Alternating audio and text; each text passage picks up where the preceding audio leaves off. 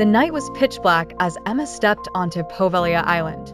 The air was thick with the smell of brine and decay, and a distant moaning wind seemed to whisper secrets. Emma, a daring urban explorer, had always been drawn to the eerie tales of this Italian island, a quarantine zone for plague victims turned asylum. If any place could be called haunted, it was here. Emma's flashlight flickered as she wandered the crumbling corridors of what once was the hospital.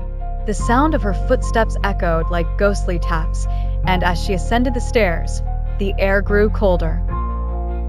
Her breath visible in the dim light, she swallowed her fears and pressed on.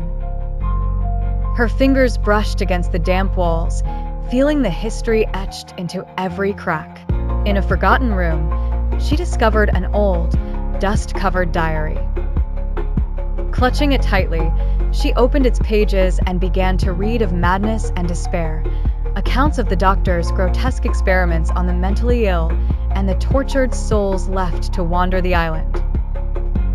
Then she heard it, a faint cry echoing down the hall.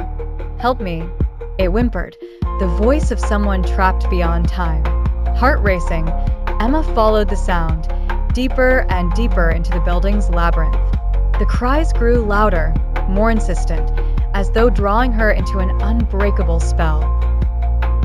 As she reached the boiler room, shadows seemed to twist and shudder in the corner of her eye.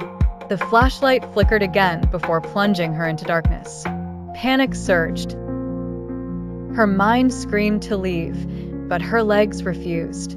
The shadows murmured in an ancient, unintelligible tongue, pulling her toward them. Emma opened her mouth to scream, but her voice was absorbed into the void.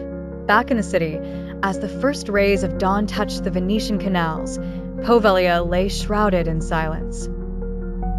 Boats avoided its shores, and locals shook their heads at the foolish tourists who dared explore the island's cursed allure, only to vanish without a trace, like so many before them.